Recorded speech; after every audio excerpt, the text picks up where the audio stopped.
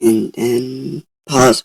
Well, as you can clearly tell, sledding is very fun. Times when I've had fun sledding. Well, let's go back a few years ago to the dreadful 7th grade. You know, that year you always look back and ask yourself, God, did I really do this? Did I really ever think that this was cool? Yes, that year. My class went sledding in the winter when I was in 7th grade, and some weird girl actually brought a box to go sledding. But it turned out that the box was actually pretty fast. But whenever I took a turn in the box, I tipped over. I think I got a few minor injuries, but last year was nothing compared to the catastrophe that happened this year. But before we get into that, let me explain a little something to you. Okay, you see, I live in Canada.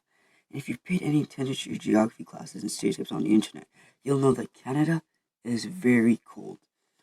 And when a place is often very cold, it has snow or frost or something of that substance. And soon, that snow or frost will get slippery for some reason, which is actually explained in science, but I'm not going to bore you with the facts. You can just search up on your free time if you really want to. And after the snow or frost gets slippery, some kid who's a few peas short off a homemade casserole will get the idea that it's perfectly okay to slide down a slippery snow-coated hill headfirst in the miniature forest behind my school. And then he or she will end up with a minor concussion or a broken arm or something. And then the teachers will be like, oh my goodness, one of these idiots did it again. You know what, we should find a way to educate them in the proper way of sliding down a slippery snow-coated hill, resulting to us going sledding every year. Okay, now back to the story. Now when my class went sledding this year, we went to this hill a few kilometers from my school. Now this hill is really steep and slippery, but another school is already there occupying it. So we went to another hill that was slightly smaller for a while. When we came back to the hill, the other school had left, so that meant that we could use this hill.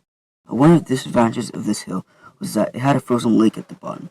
So we just had to sled on the other side of the hill, which didn't have a lake at the bottom. But then one kid in our class, who shall not be named because of security issues, thought that it was a perfectly good idea to sled down the side with the lake on the bottom. Let's just say that was the end of sledding for my class.